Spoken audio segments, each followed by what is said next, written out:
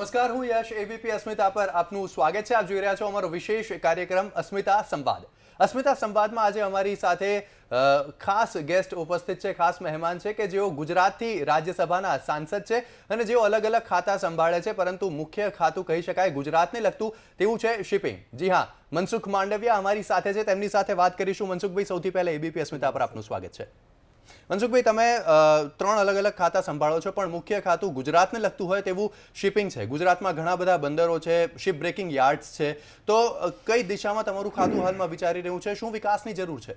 આમ તો મારી પાસે કેમિકલ, ફર્ટિલાઇઝર એ પણ ગુજરાતને લગતા વિશેષ ખાતા છે. શિપિંગ પણ ગુજરાતને લગતું ખાતું છે. નેશનલ હાઈવે ટ્રાન્સપોર્ટ એ આખા દેશને સમાન રીતે લાગુ પડતા ખાતા છે. પરંતુ જ્યારે આપ વિશેષ કરીને જ્યારે શિપિંગની વાત કરી રહ્યા છો તો ગુજરાતની અંદર 1600 જેટલો દરિયા કિનારો છે.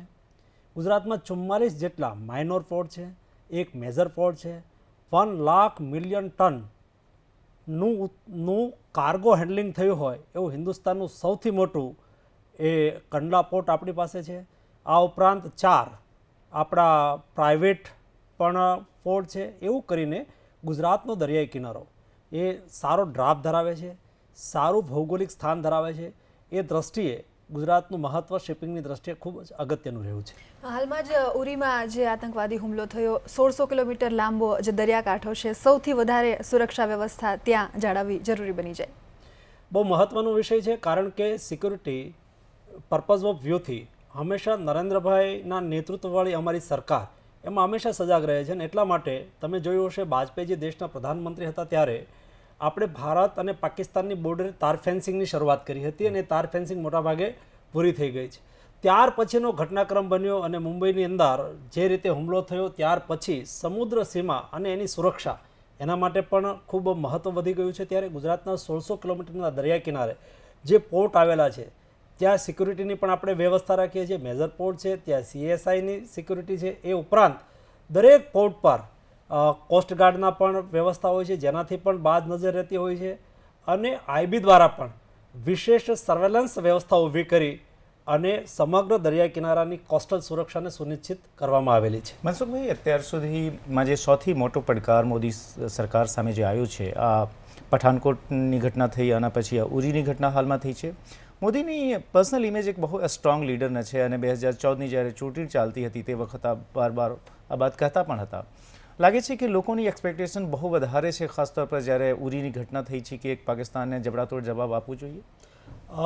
આપની વાત અને પ્રશ્ન પણ સાચો છે, કારણ કે જ્યારે પાકિસ્તાન હિન્દુસ્તાન સાથે આવી હરકત કરી રહ્યું છે અને ભારત એક જિમ્મેદાર દેશ છે અને જિમ્મેદાર દેશના વડા તરીકે નરેન્દ્રભાઈ વર્તવાનું છે, એટલે કૂટનૈતિક દ્રષ્ટિએ, વિદેશ નીતિની દ્રષ્ટિએ આનો જવાબ આપવાનો હોય છે. તમે જોતા હશો અત્યારે જે રીતે પાકિસ્તાન ચારેકોરથી ઘેરાઈ રહ્યું છે, વિશ્વ એની સામે ફિટકાર વરસાવી રહ્યું છે.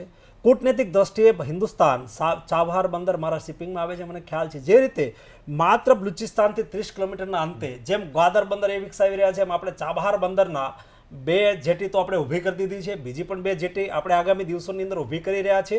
કૂટનૈતિક દ્રષ્ટિએ આપણે સારી રીતે પાકિસ્તાનને ઘેર્યું છે.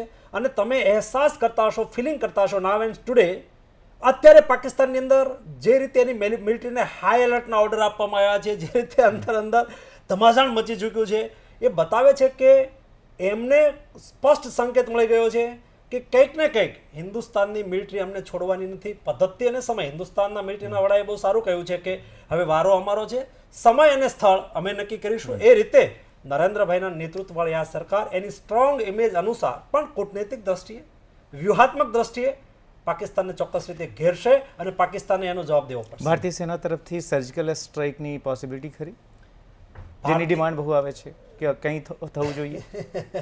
ડિમાન્ડ આવે, પરંતુ મેં કહ્યું એમ જરૂર પડશે. જ્યારે જે પ્રકારના હિન્દુસ્તાનની સુરક્ષા માટે, દેશની સલામતી માટે, દેશના નાગરિકોની સલામતી માટે જે પગલાં લેવા પડશે કૂટનીતિક દ્રષ્ટિએ ભારત સરકાર લેશે, એ દિશાની અંદર સરકાર આગળ વધી. મનસુખભાઈ, પણ કૂટનીતિની વાતો મનમોહનસિંહજી બી કરતા હતા અને એ જ વખતે તમે આ જ લોકો હતા જે વાત કરતા હતા કે કૂટનીતિ બહુ થઈ ગઈ. બહુ સાચી વાત છે. અત્યારે એક્શન કેમ નહીં? અત્યારે સરકારમાં આવ્યા ત્યારે જ કૂટનીતિ ટુ વે ઓન એક્શન. હું એ જ કહું છું, એક્શનની પદ્ધતિ એટલે તમે ડાયરેક્ટ બોર્ડર ક્રોસ કરી જાઓ. કઈ રીતે ક્રોસ કરો છો? તમે જોયું હશે જે રીતે નોર્થ ઇસ્ટની અંદર હુમલો થયો હતો, અને હિન્દુસ્તાનની મિલિટરી હિન્દુસ્તાનના ઇતિહાસની અંદર પહેલી વખત બોર્ડર ક્રોસ કરીને મ્યાનમારની અંદર આવેલા આતંકવાદી કેમ્પોનો સફાયો બોલાવી દીધો હતો. આજે પણ ન્યૂઝ છે કે પાકિસ્તાનના કેટલાક નિરસ્ત વિસ્તારની અંદર હિન્દુસ્તાનની મિલિટરીએ ઓપરેશન કાર્યવાહી કરી છે. હું હમણાં અરુણાચલ જઈને આવ્યો, બોર્ડરના મિલિટરીના અધિકારીઓ સાથે વાતચીત કરીને આવ્યો. મારા ધ્યાનમાં આવે છે જે રીતે હિન્દુસ્તાનની મિલિટરી, હિન્દુસ્તાનનો જવાન, એનો હોસલો એ સીધો ભારત સરકારના એક્શન સાથે જોડાયેલો છે. આપણે ત્યાં મેં કારગિલના હિલ પણ જોયા છે, કારગિલ બોર્ડર પણ જોઈ છે. કારગિલના હિલ ઉપર, કારગિલ બોર્ડર ઉપર જે લોકો ડ્યુટી કરીને આવેલા ઓફિસરો સાથે પણ મારી વાત થઈ છે. જે પહેલાંની સ્થિતિ હતી, આપણે ત્યાં એક ક્રોસ બોર્ડર એ લોકો સીઝ ફાયરનો ભંગ કરતા હતા. આપણા તરફથી એને કંઈ હુકમ મળતા નહોતા, ઓર્ડર નહોતા મળતા, એક્શનના ઓર્ડર થતા હતા તો લેટ થતા હતા. જે રીતે ભારતની સરકાર, જે રીતે ભારતની મિલિટરી અત્યારે એક્શન લઈ રહી છે, એનાથી પાકિસ્તાન પણ ગભરાયેલું છે. સ્થિતિ અનુસાર હું કેટલીક વાતો નહીં કહી શકું because my self is a minister of union government. તો પણ તમે એટલો વિશ્વાસ રાખજો, ચોક્કસ રાખજો કે હિન્દુસ્તાનની પ્રજાને સંતોષ થાય એ પ્રકારના એક્શન પાકિસ્તાનના સંદર્ભમાં આવી રહ્યા છે. મિત્રો, જોવો તો ખરા, ક્યારે આવું બન્યું હતું બલુચિસ્તાનની અંદર હિન્દુસ્તાનના ત્રિરંગા ઝંડા ફરકતા હોય, પાકિસ્તાન ઓક્યુપાઈડ કાશ્મીરની અંદર ધમાચાણ મચી હોય, સિંધની અંદર 4 સભા થાય કે અમે તો હિન્દુસ્તાનની ભેગા બરાબર છીએ. આ કૂટનીતિક દ્રષ્ટિએ નાની વાત નથી. પાકિસ્તાન એક રોગ કન્ટ્રી છે, ત્યાંની આર્મી પણ રોગ છે. આમાં ન્યુક્લિયર કેપેબિલિટી ધરાવે છે. આના લીધે એક કંઈ ને કંઈ ચિંતા પણ છે કે આના સામે તમે સર્જિકલ સ્ટ્રાઇક માટે જાઓ તો સાચી વાત એ જ છે કે એક બિન જિમ્મેદાર કન્ટ્રી જેમની પાસે ન્યુક્લિયર વેપન છે, એવી સ્થિતિની અંદર તમારે એને કઈ રીતે ઘેરવી, હિન્દુસ્તાન એને સારી રીતે જાણે છે. કારણ હું તમને એક એક્ઝામ્પલ આપીશ. જે રીતે કારગિલ વોર થયું હતું એ ચીન અને પાકિસ્તાનનું સંયુક્ત હિન્દુસ્તાન પરનું આક્રમણ હતું. કારણ કે જે હિલની અંદર ત્યાંની મિલિટરી ઘૂસીને ટેરરિસ્ટના રૂપમાં ભરાઈ ગઈ હતી અને આપણી સામે જે રીતે એટેક કરતી હતી, એના 2 મકસદ હતા. એક, પાકિસ્તાન ઓક્યુપાઈડ કાશ્મીરમાંથી હિન્દુસ્તાન દાવો જતો કરે, પાકિસ્તાન ઓક્યુપાઈડ કાશ્મીર એનું થઈ જાય. ગ્વાદર બંદરથી એ લોકો જે રસ્તો ડેવલપ કરી રહ્યા છે એના માટે એને અડચણ ના આવે. અને ભારતે આમ પણ પાકિસ્તાન ઓક્યુપાઈડ કાશ્મીર ઉપર હિન્દુસ્તાનનું અત્યારે રૂલ્સ નથી, તો એ હિન્દુસ્તાનને કશું ગુમાવવાનું નથી એવું માનીને એ લોકો હિન્દુસ્તાન એ રીતે સમાધાન કરી લે એવી એમની અપેક્ષા હતી. પરંતુ જે રીતે હલવી હવાની અંદર હિન્દુસ્તાનના હવાઈ દળના હેલિકોપ્ટર બોફર્સ તોપને ટોઈંગ કરીને ઇક્વેલન્ટ હિલ ઉપર જ્યારે મૂકી, બીજા દિવસે નવાઝ શરીફ અમેરિકા ગયા અને એમણે ત્યાંના પ્રેસિડેન્ટને વિનંતી કરી કે આને કહો અમે મળશું, ચીન તરત ખસી ગયું. આ એમની પદ્ધતિ રહી છે. એટલે આપણી પાસે ડિફેન્સ ટેકનોલોજી આપણી આવશ્યકતા અનુસાર આપણે જે રીતે ડેવલપ કરી છે એના આધાર ઉપર હું કહી શકું કે આપણે પાકિસ્તાનને ઘેરવા માટે સક્ષમ છીએ. પણ શું પાકિસ્તાનને ચીનનો સાથ એ ભારત માટે કોઈ મુદ્દો બની શકે? બહુ મહત્વનો વિષય છે. કારણ કે પાકિસ્તાને અવારનવાર આ સ્ટેન્ડ જ લીધું છે. ચીને 65ની અંદર ચીને જ્યારે વોર કરી ત્યારે, પાકિસ્તાને જ્યારે વોર કરી ત્યારે ચીને એની સાથે રહ્યું હતું. મુશ્કેલી પડી એટલે ચીને કહ્યું અમે નહીં બકતા. 71ની અંદર પાકિસ્તાન સાથેની વોરમાં પણ ચીન એને સહયોગની અંદર હતું.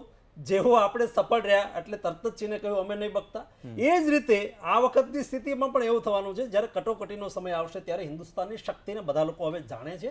ચીનને પણ ઘેરવાનું. વિયેતનામ સાથે આપણા સંબંધો, અફઘાનિસ્તાનના દેશની અંદર ત્યાંની ગવર્મેન્ટ કે તમે ભારત સાથે, ત્યાંના વેપારીઓને કે તમે ભારત સાથે વેપાર કરો. જે અફઘાનિસ્તાન ઉપર કબજો, આજે તમે જોયું હશે નેપાળના પ્રધાનમંત્રી હિન્દુસ્તાનની અંદર પ્રચંડ, ત્યાંના વડાપ્રધાન એ કહેવાય માઓ, એ પોતે સામ્યવાદી છે. એમના હિસાબે એને સંબંધ સ્થાપિત કર્યા હતા. એ પણ આજ ફિલિંગ કરે છે કે અમારા સંબંધ તો હિન્દુસ્તાન સાથે હોવા જોઈએ. 4 દિવસ સુધી હિન્દુસ્તાનમાં રહીને આવે. આ બધું જ ચીન સારી રીતે સમજી શકે છે. ઘણા બધા પડકારો કહી શકાય. ચીન અને પાકિસ્તાનનું એક તરફની જે દોસ્તી કહેવાય, જોડાણ, સાથે સાથે ન્યુક્લિયર વેપન છે પાકિસ્તાન પાસે, સાથે જ કાશ્મીરમાં એવા લોકો છે જે પાકિસ્તાનના વેલવિશર છે. પાકિસ્તાનના વેલવિશર એક બહુ મર્યાદિત વર્ગ છે, પરંતુ નેશનલિસ્ટ રાષ્ટ્રવાદી વર્ગ પણ કાશ્મીરની અંદર ઘણો મોટો છે. તમે જોતા હશો ચોક્કસ લોકો આ પ્રકારની હરકત કરવા માટે, અને એ પણ ભાડુતી લોકો છે જેને કહીને કે આર્થિક સહયોગ કરી રહ્યા છે, પ્રત્યક્ષ સહયોગ કરી રહ્યા છે. 5 પથ્થર મારો તો એટલા, 10 પથ્થર મારો તો એટલા, એવું કરીને દેશ વિરોધી તત્વો જે રીતે કાશ્મીર માટે ષડયંત્ર કરી રહ્યા છે. 70 વર્ષ આઝાદીના 70 વર્ષ પછી ફાવ્યા નથી, અને 70 વર્ષે પણ કાશ્મીરના મુદ્દે પાકિસ્તાન ફાવવાનું નથી, દેશદ્રોહી તત્વો ફાવવાના નથી. કાશ્મીર હિન્દુસ્તાનનો એક અવિભાજ્ય અંગ છે અને કાયમ માટે અવિભાજ્ય અંગ રહેવાનું છે. બીકોઝ અમે એ પાર્ટીના વારસદાર છીએ. અમારા શ્યામા પ્રસાદ મુખર્જીનું બલિદાન આ કાશ્મીર માટે થયું હતું. એ વારસદાર વાળી સરકાર હોય ત્યારે દેશને ચિંતા કરવાની. મનસુખભાઈ, એક સવાલ એ છે કે બે પ્રકારના વોર છે. એક તો કેન્દ્રની સરકાર એ વિશે વિચારતું છે પાકિસ્તાન સાથે કયા પ્રકારનું વોર, પરંતુ પક્ષ પણ એક વોરનો સામનો કરી રહ્યો છે જે સોશિયલ મીડિયા ઉપર જોવા મળી રહ્યું છે. આપ જ્યારે સંગઠનમાં હતા, આપ જોતા હતા યુપીએની સરકાર સામે કેવી રીતે આપ વોર ચલાવતા હતા. આ સંજોગોમાં જે સોશિયલ મીડિયા ઉપર દબાવ બનતો હોય છે, પક્ષને કેટલું નુકસાન કરે? સરકારની વાત છોડીએ તો જો રાજનીતિની અંદર દરેક પોલિટિકલ પાર્ટી પોતાના એજન્ડા મુજબ સોશિયલ મીડિયાનો, ઇલેક્ટ્રોનિક મીડિયાનો, પ્રિન્ટ મીડિયાનો ઉપયોગ કરીને એ પોતાનો પ્રચાર પ્રયાસ કરે. અમારી અને અન્ય પોલિટિકલ પાર્ટી વચ્ચે ડિફરન્સ એ છે કે અમે જે કર્યું છે, કારણ કે અમે કરનાર લોકો છીએ. હું આજની સ્થિતિની વાત કરું છું. હું પાકિસ્તાનના સંદર્ભમાં આપ હા, એ પણ એક વિષય છે. જે રીતે સોશિયલ મીડિયાના માધ્યમથી સરકાર ઉપર, નરેન્દ્રભાઈ ઉપર જે કોમેન્ટ આવે છે, જે દબાવ બની રહ્યો છે, વાત સાચી છે ને. આવી સ્થિતિની અંદર સ્વાભાવિક રીતે ઉત્તેજના આવે, કોઈ પણ આવે, તમને આવે, મને આવે. પરંતુ ઘરે બાળક ગમે એવું ક્યારેક અપેક્ષા રાખી દે, કારણ કે બાળકને પરિણામોની ખબર સીધા ના દેખાતા હોય. જ્યારે વડીલ હોય, ઘરનો મુખિયા હોય, એ પરિણામોને બધાને ધ્યાનમાં રાખીને એની અપેક્ષા સંતોષતા હોય છે. પણ અપેક્ષા સંતોષતા હોય છે એટલે દેશના નાગરિકની પાકિસ્તાન સામે એક્શન માટેની અપેક્ષા છે એ આ સરકાર ચોક્કસ રીતે આ લાગે છે કે જે રીતે વાજપેયી સાહેબ સમયે નવાઝ શરીફ દગા કર્યો હતો, કારગિલની આખી ઘટના થઈ હતી, એ ફરીથી નવાઝ શરીફ સાથે ભારત સંબંધ ઇમ્પ્રૂવ કરવા ઈચ્છતો હતો. પ્રધાનમંત્રી મોદી પોતે ગયા હતા અને ઘરે પાકિસ્તાનમાં જ્યારે અફઘાનિસ્તાનથી પાછા ફરતા હતા, એક વખત ફરીથી નવાઝ શરીફે ધોખા કર્યો છે. જો હિન્દુસ્તાનની એ વિદેશ નીતિનો એક મહત્વનો પાર્ટ છે પાડોશી સાથે સારા સંબંધો. અને એટલા માટે જ નરેન્દ્રભાઈ જ્યારે શપથ ગ્રહણ કર્યા ત્યારે આપણે સાર્ક દેશોના બધા જ વડાઓને બોલાવ્યા હતા. નવાઝ શરીફ પણ આવ્યા હતા. આપણે એના પર વિશ્વાસ મૂકીને ચાલીએ છીએ, વિશ્વાસ મૂકીને પ્રયાસ કરીએ છીએ, પણ આપણે સતર્ક રહીએ છીએ. આપણે એવો આંધળો વિશ્વાસ નથી કરતા. દોસ્તી આપણે વધારવી છે, દોસ્તી આપણે બનાવવી છે, નો ઓબ્જેક્શન, એમાં વાંધો ના હોઈ શકે ને. આપણે પણ ઈચ્છીએ, દુનિયા પણ ઈચ્છે કે પાડોશી દેશો સાથે હિન્દુસ્તાનનો સંબંધ સારો બને. પરંતુ એની સાથે આપણે, અમારી સરકાર એકદમ સતર્કતાથી ચાલી રહી છે. ઈંટનો જવાબ પથ્થરથી આપવો એ નીતિથી અમે અત્યારે કામ કરી રહ્યા છીએ. અને કૂટનીતિની દ્રષ્ટિએ આજે ઓપોઝિશન પણ સ્વીકારતો હશે, જે ડિફેન્સ એક્સપર્ટ લોકો છે પણ સ્વીકારતા હશે, આપ પણ સ્વીકારતા હશો કે કૂટનીતિક દ્રષ્ટિએ આપણે સારી રીતે પાકિસ્તાનને ઘેરી લીધું. પણ મનસુખભાઈ, તમે કહ્યું કે કાશ્મીરમાં દેશ વિરોધી તત્વો લિમિટેડ વર્ક છે અને લિમિટેડ વર્ક ઊભો કરવામાં આવે છે દેશ વિરોધી તત્વો દ્વારા, મતલબ કે તમે અલગાવવાદીઓ તરફ નિશાનો કરી શકો. તો આ સરકાર અલગાવવાદીઓ તરફ શું એક્શન લેશે? કારણ કે અત્યાર સુધી ઠોસ એક્શન નથી જોવા મળ્યું. અલગાવવાદીઓ સામે એક્શન લીધા એટલે જ આ પ્રશ્ન ઉભો થયો છે. બુરહાન વાનીને માર્યો, આતંકવાદી હતો, એટલે સરકારી સપોર્ટ વિશે શું કહેશો અલગાવવાદીઓને? અલગાવવાદીઓને કોઈ દિવસ સરકારી સપોર્ટ હોય જ ન શકે ને ભાઈ. એની સામે તો શૂટ એન્ડ સાઇટના એક્શન જ હોય ને, બીજું શું હોય? જે ફાઇનાન્શિયલ સપોર્ટની જે વાત છે, જે ફાઇનાન્શિયલ સપોર્ટ હટાવવાની હમણાં વાત નીકળી હતી, પરંતુ તે ડિસિઝનને અત્યારે પેન્ડિંગ રાખવામાં આવ્યું. એ તમે પહેલાની વાત કરી, આઈએસનો ઇશારો જે લોકો હુરિયત જોડે સંકળાયેલા જે લોકો છે, વિષય મેટર થોડી જુદી છે. એ મેટરની બહુ ડિસ્કસ કરવા જેવું નથી, કૂટનૈતિક મેટર છે. પરંતુ આતંકવાદીઓ સામે તો આતંકવાદીઓની ભાષામાં જ જવાબ અપાય અને એના માટે મિલિટરી આપે. પણ કાશ્મીરમાં એનું પરિણામ પણ જોવા મળ્યું હતું. સતત કરફ્યુ લાદવો પડ્યો હતો, તેને કારણે પણ એમાં જો એકવાર ન્યૂઝના સંદર્ભમાં હું દિલ્હીથી જોઉં છું એટલે મારા ધ્યાનમાં કેટલીક આપણે એવું કહીએ કે 60 દિવસ સુધી કરફ્યુ રહ્યો, 70 દિવસ સુધી કરફ્યુ રહ્યો, પણ ક્યાં રહ્યો? ચોક્કસ વિસ્તારમાં, 5 ગલીની અંદર, સિલેક્ટેડ વિસ્તારની અંદર ક્યાંય ને ક્યાંય આપણે કરફ્યુ રાખવો પડ્યો હોય એ સ્થિતિની અંદર રાખ્યો. એનો અર્થ એવો નથી કે આખું કાશ્મીર ઘાટી છે એ બંધ રહી ગયું છે, આખું કાશ્મીર છે એમાં સંપૂર્ણ કરફ્યુ છે. ચોક્કસ વિસ્તારની અંદર, ચોક્કસ નગરના ચોક્કસ ભાગની અંદર ક્યારેક સમયે આપણે કરફ્યુ રાખવો પડ્યો છે, રાખવો પણ જોઈએ દેશની સુરક્ષા માટે, સલામતી માટે, કાશ્મીરની સુરક્ષા સલામતી માટે. અને એ રીતે આપણે કરી રહ્યા છીએ. દેશ આતંકવાદ સામે, આતંક સામે લડી રહ્યો છે, પાકિસ્તાન સામે લડી રહ્યો છે, તેની વાત કરી. પણ હવે જો આપણે ગુજરાતની ઉપર આવીએ તો રાજ્ય સરકાર પાટીદારો સામે લડી રહી છે. શું કહેશો? રાજ્ય સરકાર કોઈની સાથે નથી લડતી. રાજ્ય સરકાર ગુજરાતના હિતમાં, ગુજરાતની જનતાના હિતમાં અમે લોકો જનતા જનાર્દનની સેવા કરી રહ્યા છીએ. અમે કોઈની સામે લડતા નથી. હા, પાટીદાર સમાજનો ઇસ્યુ છે. અમારો દોષ એ છે કે અમે સાચું કીધું છે, સાચી વાત કરી છે, એટલે અમારે સહન કરવું પડ્યું છે. કાંઈ વાંધો નહીં, ભલે સહન કરવું પડ્યું. ગુજરાત વિરોધી તત્વો ગુજરાતની શાંતિને ડોળવા મતતા તત્વો અવાસ્તવિકતાનો આધાર લઈને, અમે લોકો વાસ્તવિકતાનો આધાર લઈને ચાલીએ છીએ. વાયદાના વેપાર કરનાર લોકો અમે નથી. જે લોકો દાખલા તરીકે અત્યારે કોંગ્રેસ કે અન્ય પોલિટિકલ પાર્ટી અમે પાટીદાર સમાજને આપી દેશું, અમે પાટીદાર સમાજને 20% રિઝર્વેશન આપી દેશું. ભાઈ, તમે કર્ણાટકની અંદર તમારી સરકાર છે, આ રાજ્યની અંદર 45 વર્ષ સુધી તમારી સરકાર રહી હતી. તમે પાટીદારોનું શું કર્યું હતું? પાટીદારોની કેવી સ્થિતિનું નિર્માણ કર્યું હતું? પાટીદાર રળેલું ખાઈ ન શકે, પાટીદાર જીવી ન શકે એવી સ્થિતિ થઈ ગઈ. આઈ એમ બિલોંગ ફ્રોમ વિલેજ પર્સન. હું એક ગામડાનો માણસ છું. મેં મારા ખેતરમાં જોયું છે, રાત્રે પોતાના ખેતરનું રખોપું કરવા માટે જઈ ન શકે એ પ્રકારની સરકારો જેને આપી છે એ અત્યારે પાટીદારોના હિતની વાત કરવા નીકળ્યા છે. વાસ્તવિકતા એ છે, અમે કહ્યું ભાઈ નથી આપી શકાય એવું કોન્સ્ટિટ્યુશન ભારતનું બંધારણ ના પાડે છે, એટલે અમે ઓબીસીની અંદર પાટીદાર સમાજનો સમાવેશ નહીં કરી શકીએ. સોનિયા ગાંધી કાલ આવીને જાહેરાત કરે કે અમે પાટીદાર સમાજનો ઓબીસીની અંદર સમાવેશ કરી દેશું, અમારે કશું કહેવાનું નથી. કાલ આવીને જાહેરાત કરે. આવું જાહેરાત કરવી નથી. પાટીદાર સમાજને ઉશ્કેરીને ગુજરાતની શાંતિને ડોળવાનો પ્રયાસ કરવો છે. આ કોંગ્રેસની રીતિ રહી છે, જે ગુજરાતને નુકસાન કરી રહ્યું છે. વાંધો એને એ છે કે ગુજરાત વિકાસ કરી રહ્યું છે, ગુજરાત પ્રગતિ કરી રહ્યું છે. પાર્લામેન્ટના ફ્લોર ઉપર પણ અમે જોઈએ છીએ કોંગ્રેસના રાજ્યસભાના સાંસદ ઊભા થઈને વાત એવી કરે છે, ગુજરાતની અંદર એટલું ખરાબ થઈ રહ્યું છે, ગુજરાત મોડેલ ફેલ ગયું છે, ગુજરાત મોડેલ. તમે આ દેશની અંદર 53 વર્ષ 124 દિવસ સુધી રાજ કર્યું છે. તમે આ દેશમાં કીધું છે એમાંથી કંઈ કર્યું હોત તમે કયો ને, એની વાત કરો ને. ગુજરાત મોડેલ, ગુજરાતની અંદર હજુ તો કોંગ્રેસ શાસિત રાજ્યોમાં જ્યાં વધારે વર્ષ સુધી કોંગ્રેસનું શાસન ચાલ્યું છે ને, રોટી કપડાં મકાનનો સંઘર્ષ છે. ગુજરાતનો વાક એ છે કે અમે રોટી કપડાં મકાન તો પૂરું કર્યું, રોડ પાણી અને લાઇટ ગુજરાતની જનતાને ઉપલબ્ધ કરાવી, એ અમારો દોષ છે. કોંગ્રેસ જે રીતે વર્તન કરી રહી છે, ભાઈ વિકાસમાં સાથે રહો ને.